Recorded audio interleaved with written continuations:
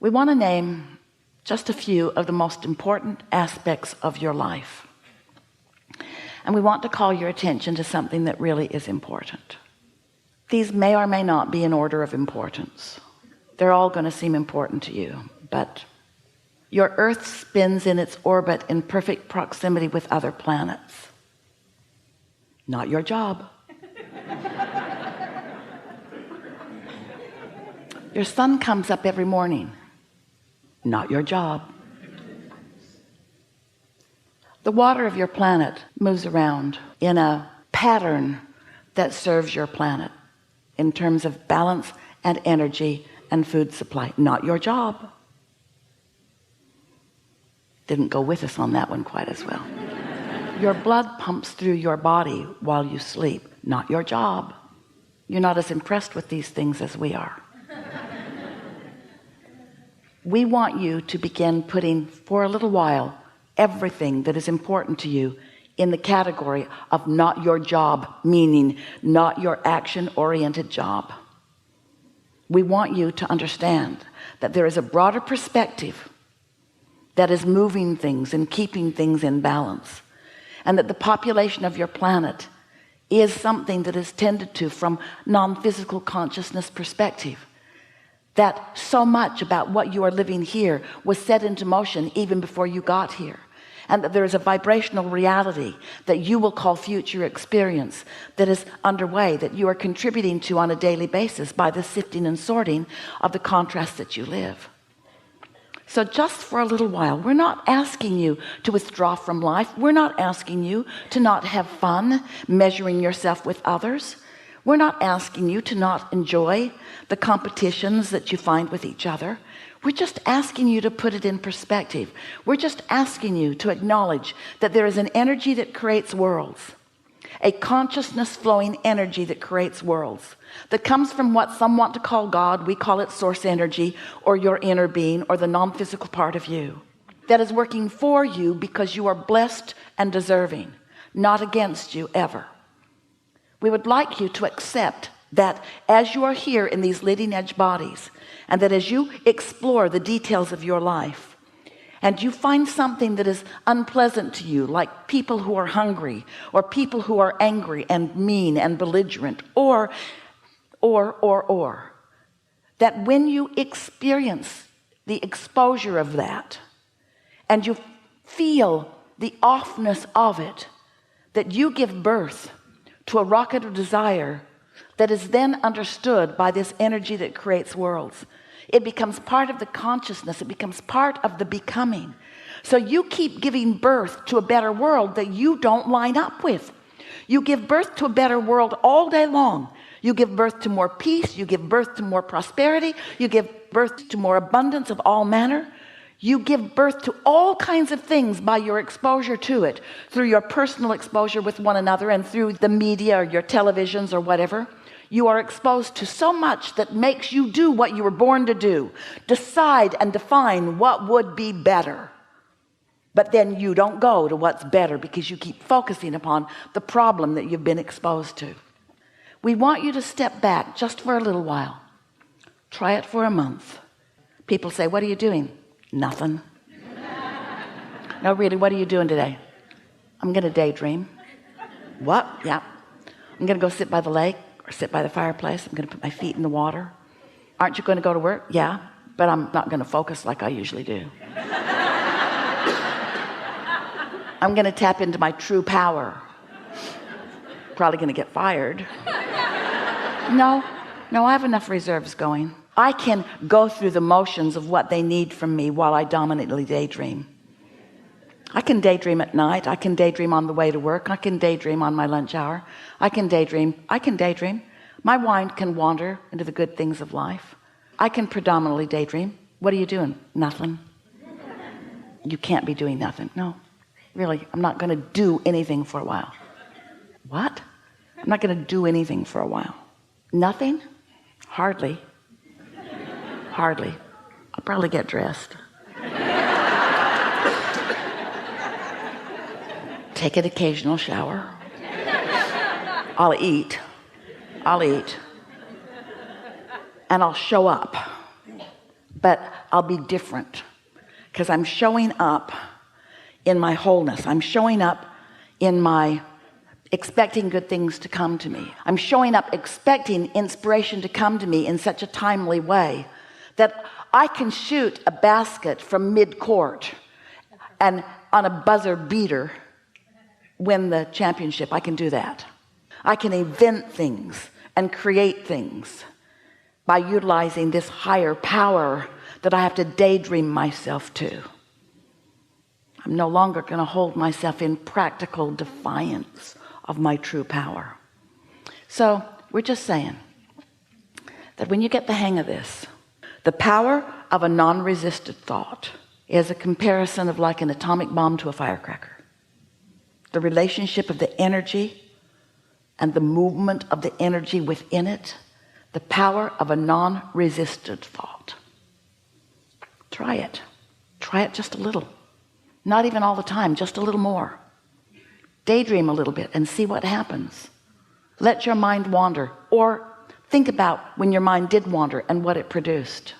Esther was waiting for her plane at the airport on her way to here, and she was in the Delta lounge and just got a really strong impulse to go to her gate. And she looked and she thought, it's an hour early, I should stay here because less people, more food, comfortable chair, I should stay here. But the impulse to go was really strong, a good feeling impulse, like something better awaits you somewhere else. That feeling, her practical mind couldn't figure it out because nobody wants to be at the gate instead of the first class lounge, but Esther did, was strong.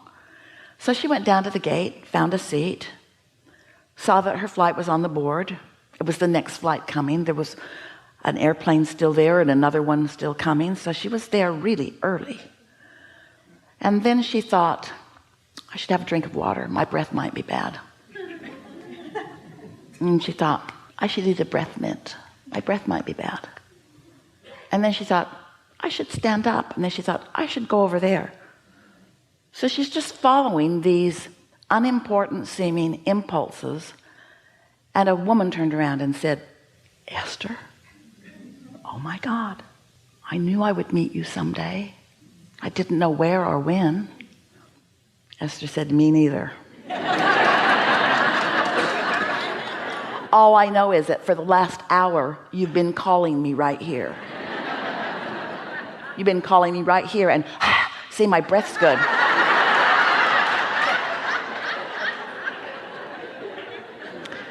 Now, we know these are not earth-shattering events, but what we want to say to you is that you are co-creating with all kinds of things. Oh, and this girl has a resume that knocks Esther's socks off. The last 5 things that Esther wrote on her daydreaming list are those kinds of things. In other words, the universe knows who you are. The universe knows who others are. The universe knows where you are in relationship to everything that you want.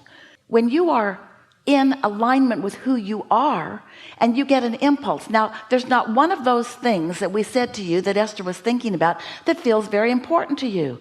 In other words, how earth-shattering really is it for Esther to just get up and go someplace else? Not very. But isn't meeting someone a good thing? And isn't timing of that a good thing? And isn't co-creating a good thing? And isn't that how the world goes round? Isn't everything about co-creating? Isn't everything about that? You see what we're getting at? We've been working with Esther a long time. We're trying to convince her every day to do what feels best to her, not to do the most practical thing or the thing that in other words, what's more practical, to stay here or go there? What difference does it make? Follow your impulse. Except that there is someone upstream from you with a broader point of view that knows everything that you intend, that knows everything that's in your vortex, and knows, here it is, what the path of least resistance is to get you to where you want to be. But it's not path of least resistance just to get you from some place to another place. It's path of least resistance to give you the most fun along the way. You see what we're getting at?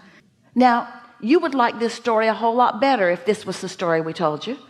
Esther woke up one morning, couldn't wait to get down to the liquor store.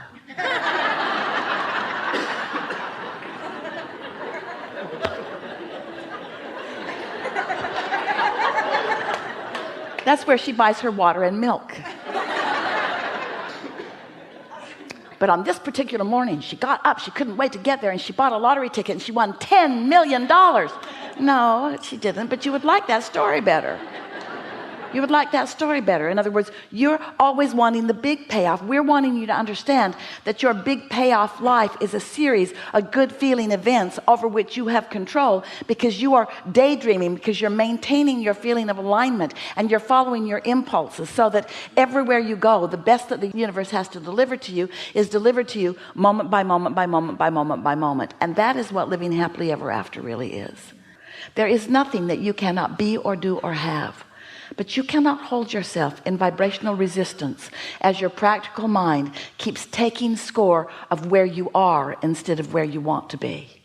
And because you've not really understood this, and you've not allowed yourself to purposefully daydream, because you've oriented yourself to too much practicality, because you've been measuring your success in life to how others have approached you or others have approved of you. Those you work for expect things of you, and you want to perform in a way that pleases them. And those who you were born to expect things of you. You've given over your power to almost everyone else, seeking approval from their factoring you into them. And that's all right, because if you don't do what Esther wants you to do, she'll find someone who will. Are you afraid? No.